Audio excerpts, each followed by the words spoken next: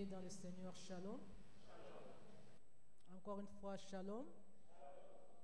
C'est une grâce que d'être là ce matin. C'est un privilège aussi. Pour moi, c'est une responsabilité que de vous apporter la parole du Seigneur. Dieu est bon, infiniment bon, et il renouvelle cette bonté chaque jour. Et sa bonté aujourd'hui est plus que celle d'hier, parce que notre Dieu fait toutes choses dans la perfection. Nous sommes privilégiés de lui appartenir, d'être citoyens de son royaume et surtout d'avoir les occasions de le rencontrer. Merci de ce qu'il est vraiment notre Dieu. Nous allons prier. Éternel notre Dieu, de tout cœur, merci de nous avoir appelés dans ta présence pour nous parler et aussi pour nous écouter. Nous t'avons exprimé notre reconnaissance, nos louanges, notre adoration. Maintenant, il est temps que tu parles à chacun de nous. Nous nous recommandons à toi. Nous voulons que le Saint-Esprit contrôle ce moment, que le Saint-Esprit seul parle au travers de moi et que le Saint-Esprit nous rende réceptifs à cette parole pour qu'elle touche nos cœurs et nous amène à la transformation en tant que citoyens du ciel. Au nom de Jésus, nous avons ainsi prié. Amen. Nous allons lire deux versets, l'un dans Philippiens 4, verset 13, et l'autre dans 1 Jean 4, 4. Philippiens 4, verset 13. Nous allons nous lever pour honorer la parole.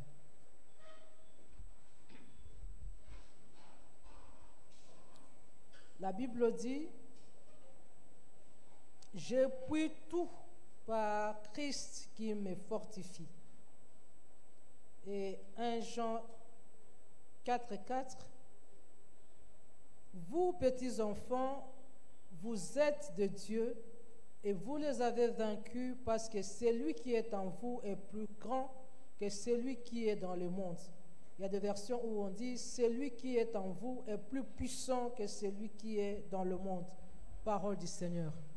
Nous pouvons nous mettre. Bien-aimés, comme vous le savez, nous sommes toujours dans notre croisade de fin d'année qui a commencé depuis le mois de novembre et qui va se clôturer au 31 décembre. Le thème qui nous a été donné cette année, c'est le chrétien et le royaume de Dieu. Et la semaine ici qui commence aujourd'hui, nous allons exploiter le thème « Le citoyen du ciel est fort spirituellement ». La semaine passée, nous avons parlé du citoyen du ciel, serviteur du royaume ou au service du royaume de Dieu. Et par rapport aux enseignements que nous avons reçus la semaine écoulée, nous avons dit que nous sommes sauvés pour servir. Dieu ne nous a pas transportés de ténèbres à son admirable lumière pour juste contempler sa gloire, mais pour que nous puissions être au service du royaume, parce que nous sommes des sacrificateurs comme notre Seigneur et Sauveur Jésus-Christ. Et en tant que tel, nous avons une mission, c'est celle de réconcilier le monde, de réconcilier les hommes avec Dieu. Parce que nous sommes ses ambassadeurs, nous sommes à son service, ses représentants ici dans ce monde, et nous travaillons pour les intérêts du royaume. Ce travail, nous le faisons par rapport à l'appel que nous avons reçu de sa part, l'appel qu'il donne à ceux qu'il choisit, à ceux qu'il qualifie, à ceux qu'il équipe pour travailler avec lui, parce que nous sommes co-ouvriers avec lui. Et dans ces services, nous devons développer certains profils, certaines caractéristiques pour bien exercer et aussi le faire de manière de citoyen du ciel.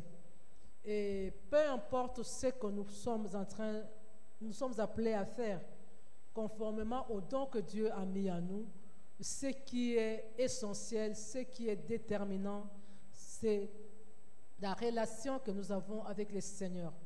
Parce que le Seigneur regarde d'abord à la relation. C'est comme ça qu'à certains, comme la Bible nous le dit, il dira à la fin de temps, je ne vous ai jamais connu. Même si vous avez chassé les démons, vous avez évangélisé, vous avez guéri, en mon nom, je ne vous ai jamais connu. Parce qu'il n'y a pas eu une relation personnelle et profonde. Donc la relation prime sur tous les services que nous pouvons rendre à notre Dieu. Et en tant que citoyens du ciel, nous devons demeurer dans le Seigneur Jésus-Christ, demeurer dans la parole et demeurer dans la prière, parce que c'est là où nous puisons notre force. C'est ainsi que nous disons, les chrétiens ou les citoyens du ciel est spirituellement fort. Nous ne disons pas qu'il doit être, mais il est. C'est déjà un fait, c'est déjà une réalité, c'est quelque chose que nous avons acquis, pas par nos efforts, mais par le sacrifice de quelqu'un qui a pris notre place. Et ce quelqu'un-là, c'est notre Seigneur et Sauveur Jésus-Christ. Et en étant en lui, par notre union avec lui, c'est ainsi que nous sommes forts spirituellement. Aujourd'hui, je voulais développer, pour introduire la semaine, 3 sous-points, notamment pourquoi le chrétien doit être spirituellement fort. Deuxièmement, comment demeurer spirituellement fort. Et enfin, quels sont les bénéfices ou les avantages pour celui qui est spirituellement fort. Amen. Nous disons, c'est important de savoir que toi, en tant que citoyen du ciel, tu es spirituellement fort. Parce que Dieu nous a créés à son image pour dominer sur toute sa création. Et dans Genèse, chapitre 1, verset 26 à 28, il nous est dit que nous sommes créés pour dominer, pour assujettir toute la création de Dieu. C'est pour dire que nous sommes forts. Parce que la création, il y a beaucoup de choses, beaucoup d'êtres, je vais dire, dans la création. Et nous sommes au-dessus pour dominer, c'est-à-dire que nous sommes déjà forts. Et dans le psaume 68, verset 28, la Bible dit, ton Dieu ordonne que tu sois fort. C'est sa volonté que nous soyons forts en tant que citoyens du ciel. Et Jésus-Christ aussi veut que nous puissions être forts. C'est comme ça qu'il a dit dans Luc 10, verset 19, qu'il nous a donné tout pouvoir pour écraser la force de l'ennemi et il nous donne la garantie que rien ne pourra nous nuire. C'est-à-dire que rien ne pourra opposer une résistance parce que nous sommes plus forts et nous allons dominer. Et dans le texte de 1 Jean 4,4, l'Esprit de Dieu en nous, à partir de notre conversion, est plus fort que l'Esprit qui agit dans le monde, c'est-à-dire que nous aussi, nous sommes plus forts. Et la Bible dit que notre Dieu, c'est un Dieu tout-puissant. Il a tout sous ses pieds, il a la domination sur toute sa création. Et en tant qu'enfant de Dieu, en tant que citoyen de son royaume, nous ne pouvons qu'être forts. Parce que comme l'on dit, tel père, tel fils. Ce n'est pas normal d'avoir un père tout-puissant et que toi et moi, nous puissions être faibles. Ça n'a pas de sens. Nous devons être aussi forts que notre père. Alléluia.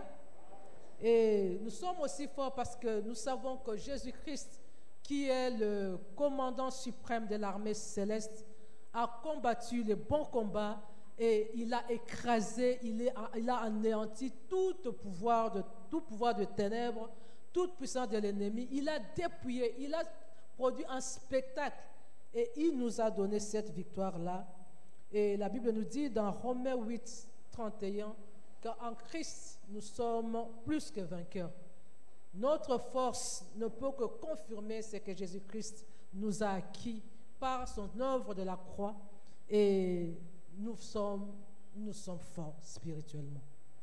La deuxième raison, c'est que toi et moi, en tant que citoyens du ciel, nous devons savoir que nous sommes en présence de deux royaumes, de deux armées, et ces deux armées ne sont pas en relation de bon voisinage.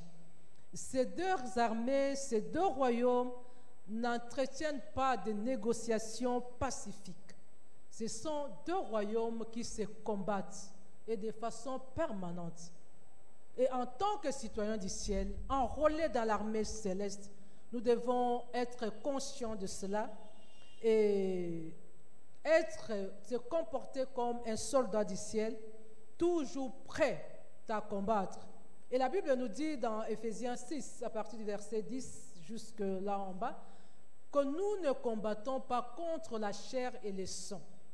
L'ennemi est spirituel et nous ne pouvons qu'être forts spirituellement. La force physique n'a pas sa place dans ces combats spirituels parce que notre ennemi est spirituel.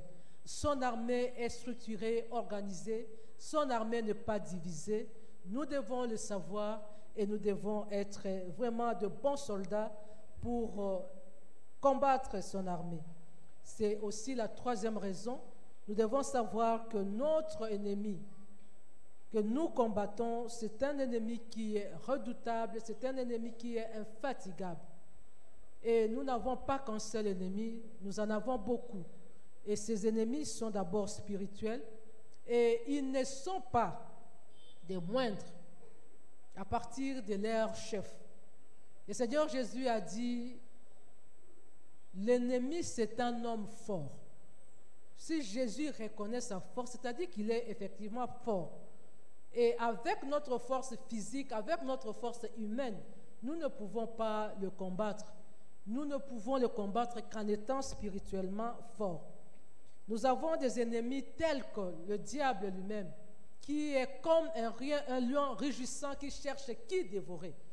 Et quand un lion rugit, on ne peut pas l'attaquer avec n'importe quoi. Il faut être plus fort que lui et nous devons le réaliser. Nous avons aussi un autre ennemi qui est le monde. Le monde aussi n'est pas un ennemi, un petit ennemi. Il est aussi, avec ses désirs, avec tout son système, avec tout ce qu'il propose, il est aussi un ennemi redoutable. Dans 1 Jean 2, verset 15, la Bible dit que si nous aimons le monde, sa convoitise, ses plaisirs, nous ne pouvons pas aimer Dieu, nous ne pouvons pas mériter d'être ceux qui sont du royaume de Dieu, parce que c'est vraiment une opposition.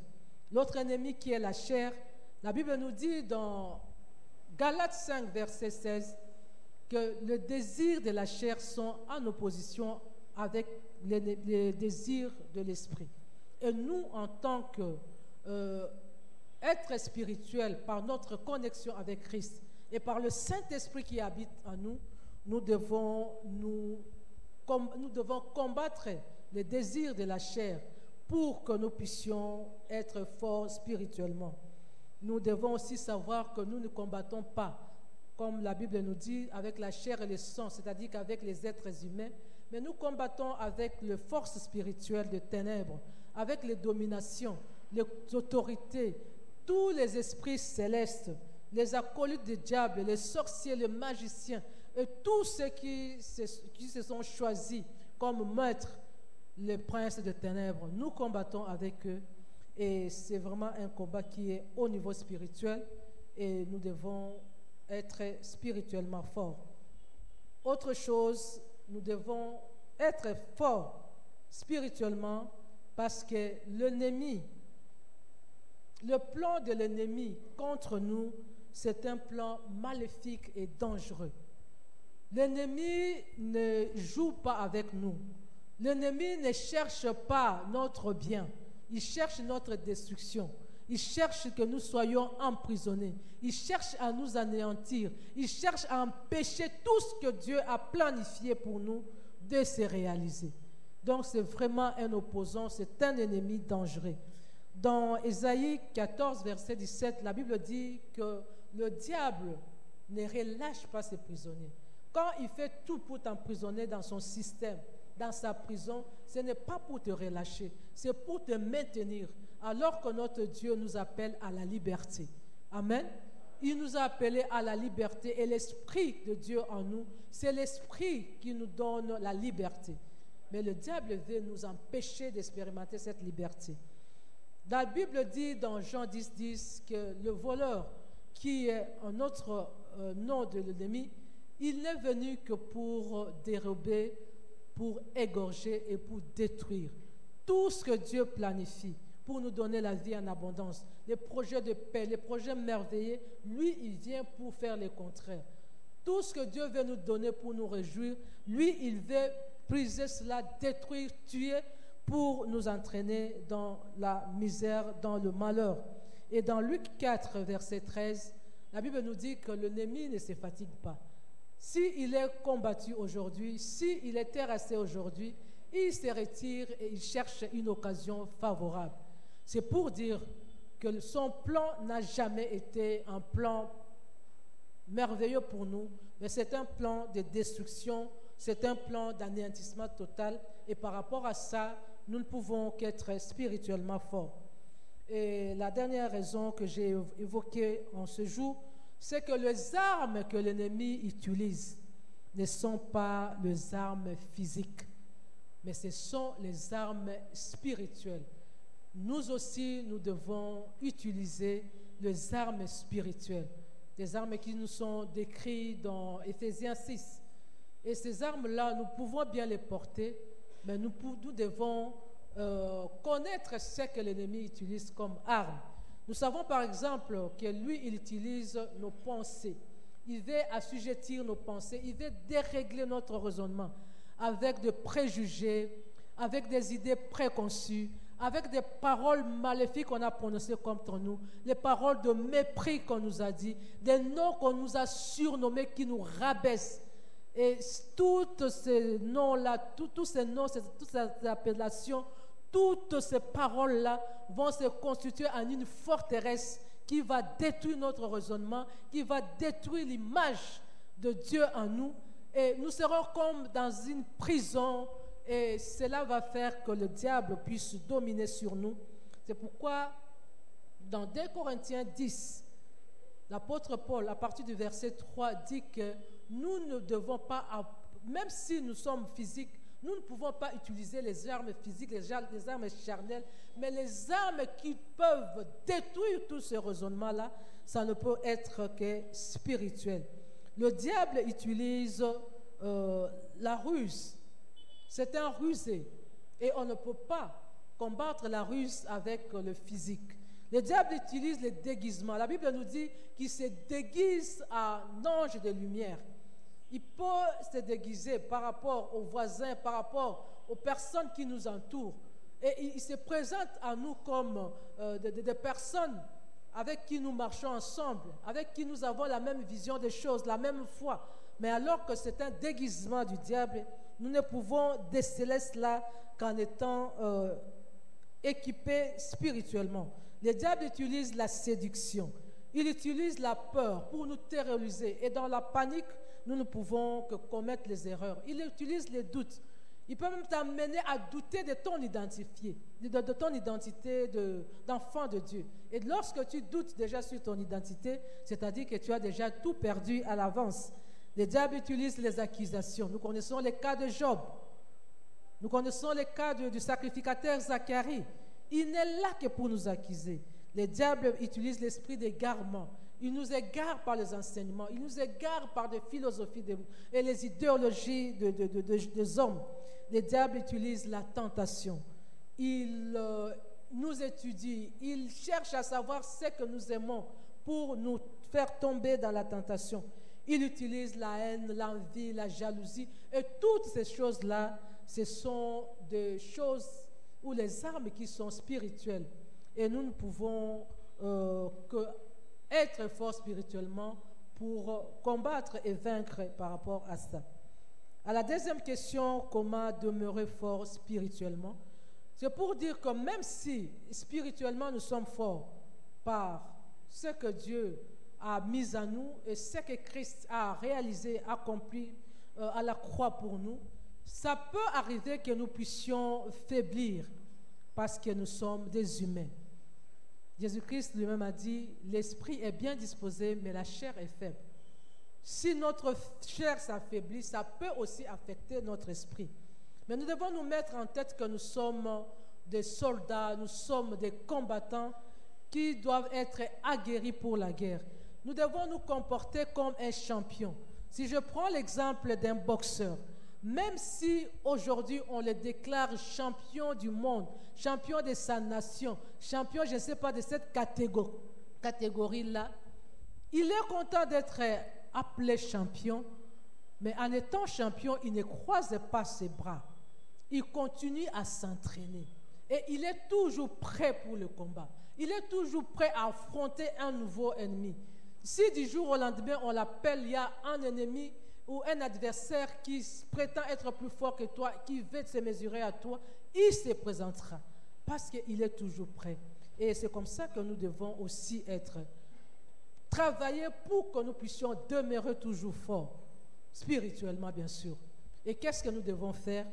La première chose, c'est de nous débarrasser de tout ce qui donne droit à l'ennemi, d'avoir une main mise sur nous, de nous dominer, de nous emprisonner, de nous ridiculiser, de nous battre par rapport aux armes qu'il utilise. Et cette chose-là qui donne droit à l'ennemi d'une façon générale, c'est le péché. Amen. Le péché, c'est vraiment quelque chose que nous devons à tout prix maîtriser, combattre, que ne puisse même pas donner accès pour ne pas nous affaiblir. Nous devons commencer par nous débarrasser du péché personnel, du péché qu'on appelle le péché lien, le péché chéri, tout ce qui nous enveloppe si facilement, comme l'apôtre qui a écrit l'épître aux Hébreux nous le dit dans Hébreux 12, verset 1. Nous devons nous débarrasser de tout péché qui nous enveloppe facilement. Bien-aimés, il y a des péchés qui nous enveloppent facilement. Il y a des gens qui glissent facilement dans le mensonge, facilement dans le vol, facilement dans la colère, facilement dans la tricherie, dans l'escroquerie, dans la prostitution, facilement. Parce que ces péchés-là l'ont enveloppé. Nous devons tout faire pour nous en débarrasser. La Bible nous dit dans 1 Jean 5, 18 que le diable ne peut pas toucher quelqu'un s'il n'y a rien de lui en toi. Il ne te touchera pas. Mais s'il y a quelque chose, cette chose-là lui donne droit, cette chose-là te connecte à lui et fera qu'il puisse dominer sur toi. Dans l'épître aux Romains, au chapitre 6, versets 12 à 14, la Bible nous donne le conseil de dominer sur le péché, de ne pas se laisser asservir par le péché, parce que le péché nous rend esclaves du diable. Nous devenons l'esclave de celui à qui nous obéissons. Et si nous obéissons au désir de la chair, au plaisir du monde, aux esprits des ténèbres, nous devenons leurs esclaves et nous ne pouvons pas nous empêcher. La Bible nous dit dans Éphésiens 4, à partir du verset 26 à 28, ne donnons pas accès au diable, même avec la colère, ne donnons pas accès au diable. Jésus a dit, l'ennemi ne peut pas me toucher parce qu'il n'y a rien de lui en moi. Amen. S'il y a un point de contact au travers du péché, déjà, ça nous rend vulnérables aux attaques de l'ennemi. Et nous devons savoir aussi qu'en dehors de nos péchés personnels, il y a aussi le péché transgénérationnel, le péché que nous avons hérité de la vaine manière de vivre de nos ancêtres, qui se transmet à nous, peut-être par le sang, peut-être par, je ne sais pas, les cérémonies qui ont été faites. Et nous héritons de cela. Nous devons le combattre, nous devons résister à cela, renoncer et aussi le briser. Nous pouvons prendre l'exemple de la famille d'Abraham. Abraham avait un problème, c'était le mensonge. Il a menti. quand il était arrivé devant ses ennemis, disant que Sarah était sa femme. Et ce péché-là s'est transmis de génération en génération. Parce qu'Isaac aussi a utilisé la même stratégie pour se cacher. Jacob aussi a utilisé les mensonges.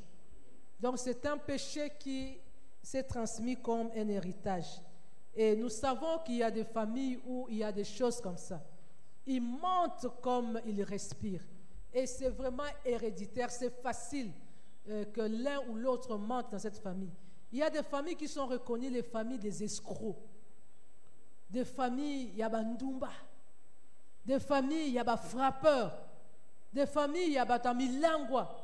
Donc, ça se transmet de génération en génération. Famille Amiyibi. Nous devons nous débarrasser de tout cela. Nous devons briser tout ce lien-là. Parce que ça nous rend vulnérables. Et toujours par rapport à la résistance au péché, nous devons éviter toute distraction. Il y a des péchés qui nous attrapent facilement si nous sommes distraits. Nous devons éviter toute légèreté. C'est quand on s'amuse avec le péché, quand on joue avec le péché, que le péché nous attrape. Nous devons être sérieux avec nous-mêmes. Éviter l'oisivité. Nous devons nous occuper à faire quelque chose. Si tu n'es pas occupé à faire quelque chose, le diable va t'occuper en te donnant l'occasion de pécher. Nous devons tout faire pour avoir vraiment le temps, pour ne pas être trop activistes, nous fatiguer et pouvoir être incapables de se défendre si les péchés nous tentent ou nous arrivent. Nous devons vraiment tout faire, empêcher au péché d'avoir de l'espace dans notre cœur. C'est vrai, nous sommes encore dans le monde, nous ne sommes pas saints, mais nous devons faire un effort. Parce que la Bible nous dit dans 1 Jean qu'un enfant de Dieu ne pratique pas le péché. Le péché devient comme un accident. C'est quelque chose qui est occasionnel, quelque chose qui te surprend. Mais nous devons tout faire pour confesser et ne pas nous habituer à vivre dans le péché. Si nous vivons dans le péché, le diable va utiliser toutes ces armes que nous venons de citer, la séduction, la ruse, le mensonge, le déguisement, la tentation pour nous faire tomber dans le péché. Et lorsqu'on tombe dans le péché, il nous emprisonne et il ne lâche plus. Nous devons faire très attention par rapport au péché. La deuxième chose, pour demeurer spirituellement fort, nous devons décider. J'ai dit bien décider. Parce que là, ça dépend de toi, ça dépend de moi, de mener une vie de consécration et une vie de sanctification. Quand nous parlons de la consécration, en termes simples, c'est le fait d'empêcher au diable de dominer sur nous, de nous contrôler, de nous manipuler, de nous utiliser. C'est-à-dire que nous lui retirons autorité sur tout ce que nous sommes et tout ce que nous avons. Que ce soit notre corps, que ce soit notre âme, notre esprit, que ce soit nos biens, notre argent, nos relations, tout ce qui est en nous et tout ce que nous sommes ne doit pas être sous le contrôle du diable. Nous allons tout lui retirer. Que nous l'ayons cédé cela consciemment ou inconsciemment, avec la consécration, nous devons lui retirer cette autorité-là et le soumettre tout ce que nous sommes et nous avons à l'autorité de Jésus-Christ. Et si Jésus domine sur nous et sur tout ce que nous sommes, et tout ce qui est en nous, le diable n'aura plus une main mise. Une vie de consécration, c'est une vie qui est recommandée pour tout combattant citoyen du royaume. Nous pouvons lire dans Romains 12, versets 1 à 2. Nous ne pouvons être agréables que lorsque nous nous offrons à Dieu comme un sacrifice agréable, un sacrifice de bonne odeur. Nous devons lui offrir tous nos membres, comme la Bible nous le dit dans Romains 6, 13 et dans Colossiens 3 à partir du verset 5. Tous nos membres, nous devons arracher cela au contrôle du diable et de ses acolytes et le soumettre au contrôle du Saint-Esprit, au contrôle de Jésus-Christ, pour que nous puissions demeurer toujours dans cette force-là spirituelle. Nous ne pouvons pas livrer nos membres comme instruments du péché, mais nous devons les livrer comme instruments de justice, c'est-à-dire au service de notre Seigneur. Et quand nous parlons de la sanctification, nous ne parlons pas de la sanctification positionnelle. Cette sanctification qui ne dépend pas de nous, que nous avons acquis par rapport à notre conversion. Ça, c'est l'œuvre de Jésus-Christ, c'est l'œuvre de Dieu, c'est l'œuvre du Saint-Esprit.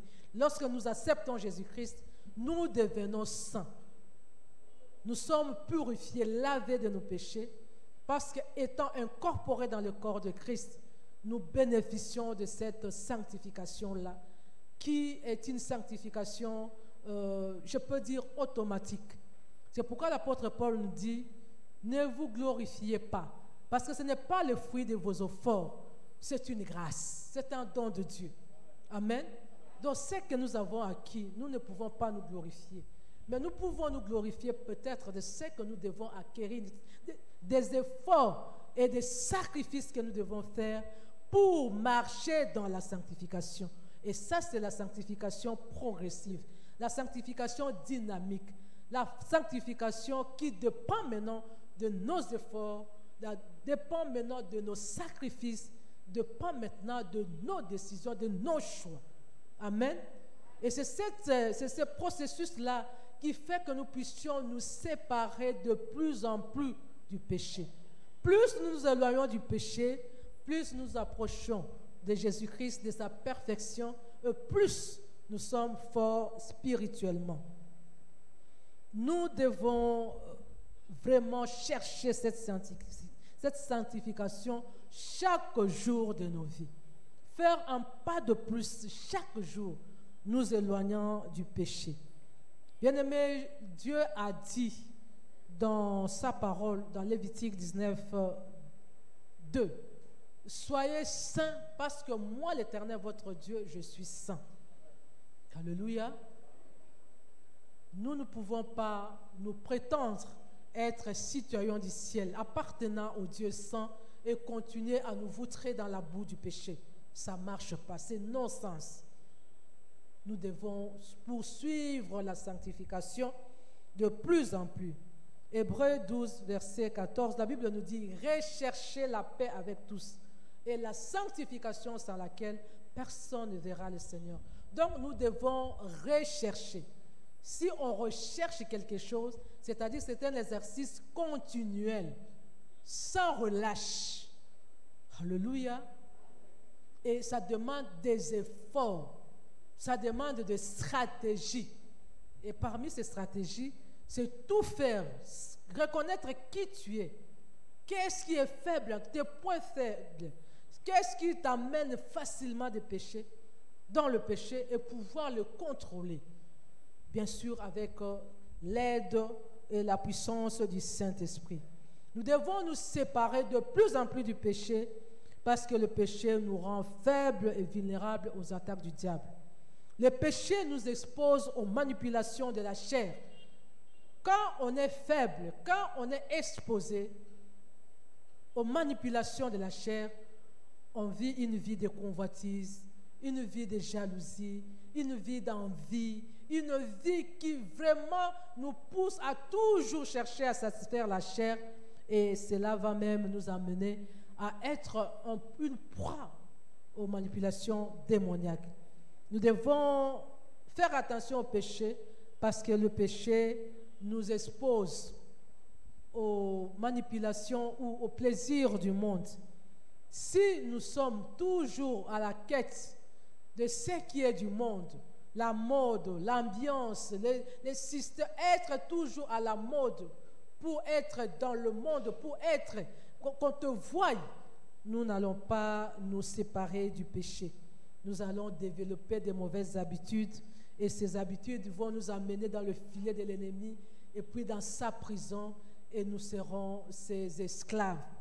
Le péché nous empêche d'utiliser l'arme la plus offensive que Dieu nous ait donnée, c'est-à-dire la prière. Parce que quand tu es dans le péché, ta prière ne monte pas. Parce que la Bible nous dit que Dieu n'exauce pas le pécheur. Dieu n'écoute pas la prière du pécheur. Et la Bible même dit, le péché ferme la bouche. Pas seulement que tu n'auras pas la force de parler ou de dénoncer ce qui t'assujettit, mais même devant Dieu, le péché va te fermer la bouche. Comment tu auras le courage d'ouvrir ta bouche pour demander quelque chose à Dieu saint, alors que tu sais que tu es dans le péché? Ce péché-là va te fermer la bouche, même devant la prière. Ce péché va te fermer la bouche aussi, même devant le diable. Parce que si tu es dans la sanctification, la Bible dit que ta parole, ta bouche sera la bouche de Dieu. Dieu confirmera ce qu'il a entendu, que tu as prononcé, il va le confirmer. Mais si tu es dans le péché, Dieu ne va pas confirmer et le diable ne va pas obéir. Amen. Le diable n'écoute que le langage de la force. Et cette force-là ne peut se manifester dans nos déclarations que lorsque nous sommes connectés à la sainteté de Dieu. Nous connaissons l'expérience des fils de Tchéva, les 7 fils. Ils ont utilisé la même parole, parole d'autorité au nom de Jésus-Christ. Cette parole qui, dans la bouche de Paul, a fait des effets parce qu'il était connecté sur le plan de sa marche, il était dans la sanctification. Ces paroles avaient des effets sur les mauvais esprits. Mais les paroles des fils de Tchéva, non. C'est pour dire qu'ils n'étaient pas sanctifiés. Ils ne marchaient pas dans la sanctification. Nous aussi, de même, si nous ne nous sanctifions pas, nous n'allons pas avoir une parole qui est puissante, une parole qui met à genoux l'ennemi. La sanctification nous fait ressembler de plus en plus à Jésus-Christ et nous allons opérer à la même dimension, à la même fréquence que Jésus-Christ et nous serons plus forts. Autre chose, c'est d'être rempli toujours et toujours du Saint-Esprit et être revêtu de la puissance de Dieu, de la puissance de l'Esprit, de l'onction du Saint-Esprit. Bien-aimés, c'est le Saint-Esprit qui nous fortifie. C'est le Saint-Esprit qui nous rend puissants. Humainement parlant, nous ne pouvons pas être forts spirituellement. C'est le Saint-Esprit en nous. C'est ce que l'apôtre Jean nous dit. L'Esprit qui est en vous. Quand le Saint-Esprit agit en nous, si nous ne le touffons pas par nos péchés, si nous ne l'attristons pas par notre inconduite, il est très fort là au-dedans de nous et il nous fortifie. Il nous rend forts pour pouvoir opérer, pour pouvoir dominer sur le diable et sur tout ce qu'il utilise contre nous. Le diable n'entend pas les paroles ou le langage de négociation. Il n'y a pas de négociation. Les réunions de famille, laver les mains, passer entre les jambes de ceci, de cela, pour qu'il prononce une parole de bénédiction sur toi et enlever cette bénédiction. Le diable ne se contredit pas. Il a une clé qui ne fait qu'un tour. Quand c'est fermé, c'est fermé. Celui qui a la clé passe partout à double tour, c'est Jésus-Christ. Parce que lui, il ferme et il ouvre. Il ferme même là où l'ennemi a ouvert les portes de malédiction, de malheur. Et il ouvre les portes de bonheur que l'ennemi a fermées. Donc, l'ennemi n'écoute que le langage de la force. C'est pourquoi à sa force, nous devons lui opposer une force supérieure, c'est-à-dire la force du Saint-Esprit. Et nous devons toujours être remplis du Saint-Esprit. Toujours être remplis du Saint-Esprit. Et nous savons que la force du Saint-Esprit, la puissance que le Saint-Esprit nous donne est au-dessus de toute force, de toute domination, de toute autorité. C'est ce que la Bible nous dit, cette puissance-là qui a ressuscité Jésus-Christ d'entre les morts.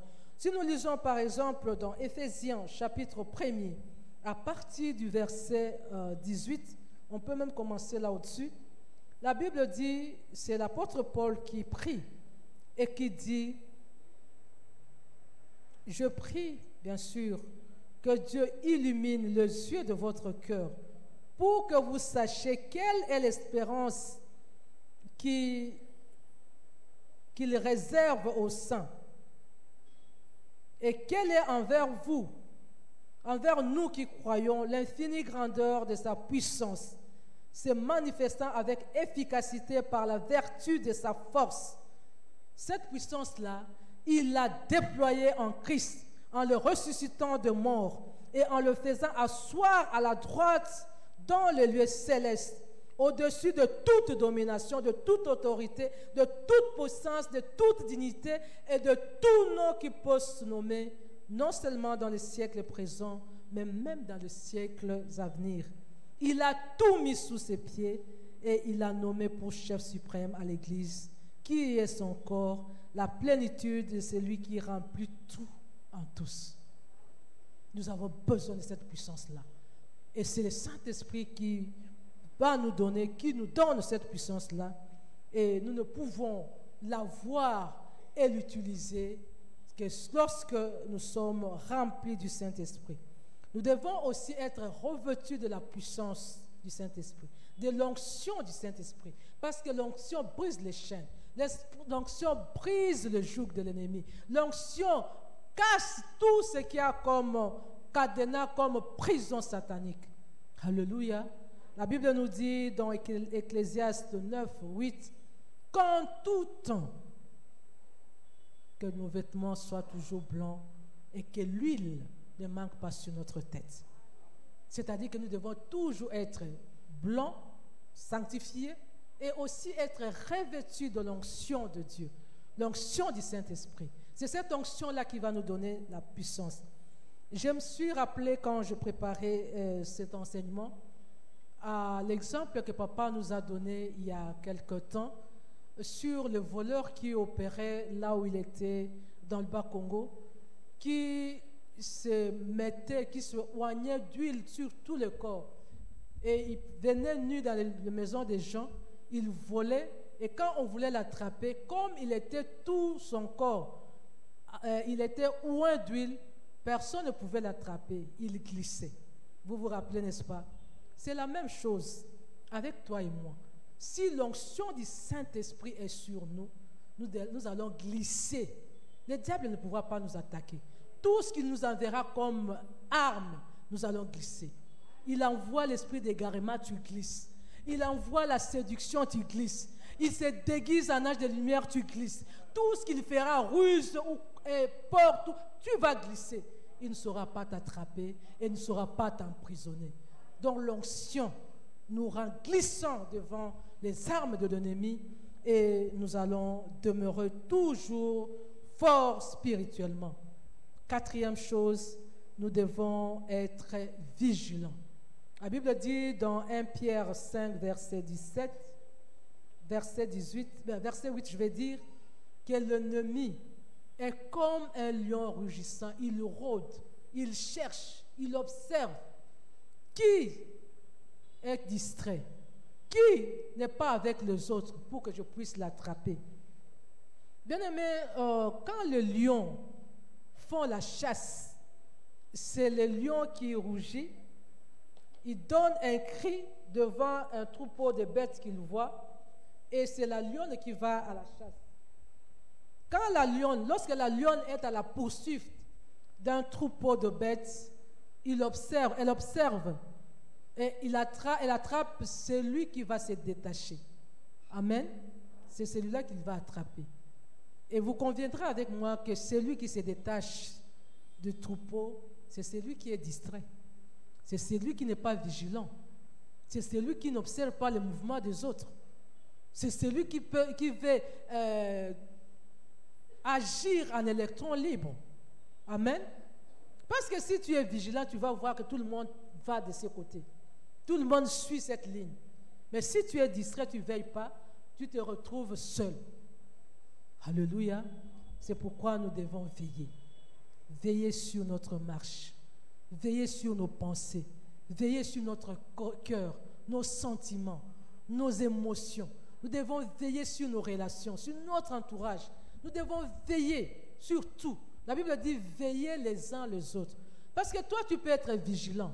Mais si celui avec qui tu marches n'est pas vigilant, il va t'entraîner.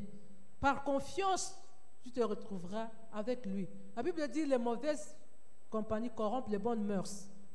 Nous devons veiller sur tout ce que nous sommes et tout ce que nous faisons. Tout ce qui sont autour de nous. Veille sur ta parole. Veille sur ton langage. Veille sur ta marche. Veille sur tout ce que tu fais. Ne fais rien dans la distraction. Ne fais rien sous l'effet des émotions fortes. Tu dois te contrôler, tu dois veiller à tout. Avant d'agir, réfléchis. Qu'est-ce que cela va aboutir, va m'amener? Où cela va m'amener? Avant de prononcer une parole, comme les gens disent, tourne 10 fois la langue ou 2 fois, je ne sais pas. Donc il faut réfléchir. Pas de distraction. Nous devons être vigilants. Un soldat qui va en guerre ou un soldat qui s'est préparé en guerre n'est jamais distrait. Il n'est jamais surpris par l'ennemi parce qu'il est vigilant. Il est vigilant, il étudie les armes de l'ennemi. Il étudie les stratégies de l'ennemi. Et il sait comment contre-attaquer. Alléluia. Nous devons être vigilants. Le diable nous étudie. S'il sait que de ce côté, il ne peut pas t'avoir, dans le vol, il ne peut pas t'avoir, il peut utiliser quelqu'un qui est avec toi. Il t'entraîne dans une affaire louche que tu ne connais pas, tu t'embarques, mais à la fin, tu te retrouves parmi les escrocs. Alléluia. Tu vas te dire, mais je n'ai jamais escroqué. Tu es là. Il faut être vigilant. Un soldat qui est en guerre, qui se prépare pour la guerre, n'est pas en position de repos. Il est toujours prêt à combattre. C'est pourquoi l'autre leçon, ou la dernière par rapport à aujourd'hui, c'est de nous engager ou s'engager dans le combat. Et le combat spirituel, ce n'est pas un combat physique, c'est un combat spirituel. On nous a toujours dit que la meilleure façon de se défendre, c'est d'attaquer. Amen. Des fois, si tu attends que l'ennemi t'attaque, tu peux être pris par surprise. Mais si toi tu attaques et tu attaques toujours, l'ennemi ne saura pas venir à toi. Papa a l'habitude de dire, il faut faire le feu nourri. Tu es toujours à la brèche, en train de bombarder, en train de tirer, en train d'envoyer les missiles. Partout, et l'ennemi ne pourra pas t'attaquer. Donc, en tant que soldat de l'armée céleste, il faut toujours être en position d'attaque. Nous connaissons déjà ce que l'ennemi veut, son plan pour nous, ses projets contre nous. Nous le savons. Pour que le plan de Dieu ne se réalise pas, qu'est-ce qu'il fait? Il est en train de détruire, il est en train de tuer, il est en train de s'aimer la zizanie, il est en train de s'aimer le conflit, il est en train de s'aimer l'ivraie, il est en train de s'aimer. Et toi, tu ne vas pas dormir. Tu ne vas pas attendre que ce qu'il a sémé pousse. Pendant que lui sème, toi, tu ne fais qu'arracher. Tu arraches les paroles de malédiction, tu arraches toutes les paroles de condamnation, tu arraches les réclamations, tu détruis ce qu'il sème. Tu connais ses armes, tu le détruis. Tu connais ses stratégies, tu le détruis. Tu connais ses projets, tu le détruis. Là où lui tue, toi, tu communiques la vie. Là où lui détruit, toi, tu es construit. Là où lui construit, toi, tu détruis. Et c'est l'exercice qu'il doit faire toute ta vie durant, non-stop. Le soldat n'est jamais en repos. Toujours prêt et toujours en action. Alléluia. Tu brises ce que lui, il élève. Tu terrasses ce que lui, il élève. Tu enlèves ce que lui plante. Alléluia. Là où il fraye un chemin, toi, tu fermes ce chemin-là. Là où il ouvre la porte, toi tu fermes. Là où il ferme, tu ouvres. C'est-à-dire que tu, en étant éveillé, tu sais ce qu'il faut faire. Tu y es dans le combat et tu anéantis tous ses projets. Lui, il retient captif, toi tu viens, tu libères. Lui, il envoie la maladie, toi tu viens, tu déclares la guérison. Et parce que tu es fort spirituellement, ça va s'opérer tel que toi tu le déclares. Parce que le Seigneur sera avec toi. Il va confirmer tes paroles. Amen. Et pour terminer, les bénéfices, les avantages d'être fort spirituellement, c'est que d'abord, tu ne seras jamais surpris. Nous avons donné l'exemple de ces champions-là, qui est toujours en train de s'entraîner. N'importe quand, n'importe où on l'appellera, l'adversaire est là, il fait face. Il n'est pas surpris. Il ne va pas se dire, non, donnez-moi 2 jours pour me préparer. Non. Il est toujours prêt pour le combat, prêt pour la révolution. Amen. Toujours prêt pour le combat. Il ne postpone pas, il Il ne fait pas reculer pour lui donner le temps de se préparer. Il est toujours prêt à attaquer. Donc, tu ne seras pas pris par surprise. Tu vas inspirer la crainte, la terreur et le respect dans le camp de l'ennemi. Parce que l'ennemi sait qu'avec cette personne-là, il ne blague pas, on ne blague pas. Ils vont avoir peur de toi. Les sorciers de la famille vont avoir peur de toi. Les sorciers du quartier vont avoir peur de toi. Les sorciers de ton lieu de travail vont avoir peur de toi. Parce que tu sais, parce qu'ils savent que toi, tu attaques toujours. Toi, tu ne leur laisses pas le temps. Tu vas être valorisé.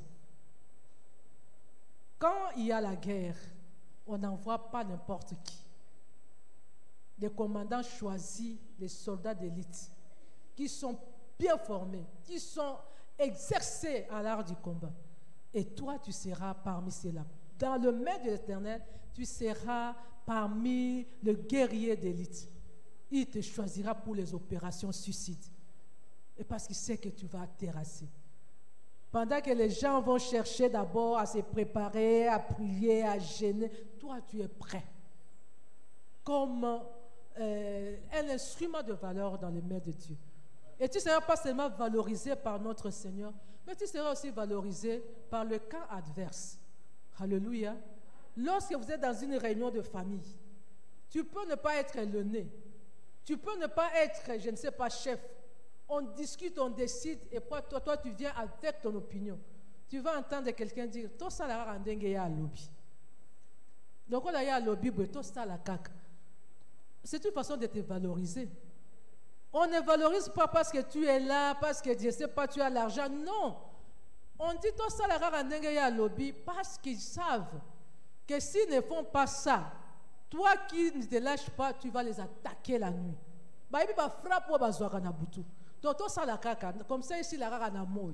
Pour ce cas zubiso na butu, ma trop. Amen. Ils vont te valoriser.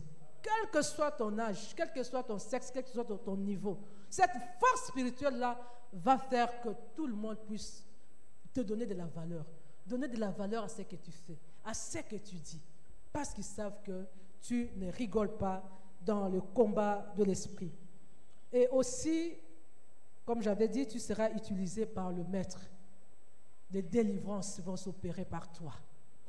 Et quand les délivrances s'opèrent par toi, quand les guérisons s'opèrent par toi, quand les libérations s'opèrent au travers de toi, tu vas inspirer respect et tu vas inspirer la confiance des autres. Et les gens viendront se confier en toi et les gens chercheront ton appui, chercheront toujours à t'associer dans leur combat et tu vas devenir une menace permanente pour le camp de l'ennemi. Est-ce que tu n'aimerais pas être ces soldats-là que tout le monde craint, que tout le monde respecte, devant qui tout le monde panique? Tu n'aimerais pas être ça. Alors, sois fort spirituellement. Et pour être fort spirituellement, il y a la connexion avec Jésus-Christ. Loin du péché, consécration, rempli du Saint-Esprit, revêtu de l'onction, et toujours aux pointes, en train d'attaquer. C'est alors que le Seigneur va t'utiliser et l'ennemi va avoir peur de toi. Que le Seigneur bénisse sa parole.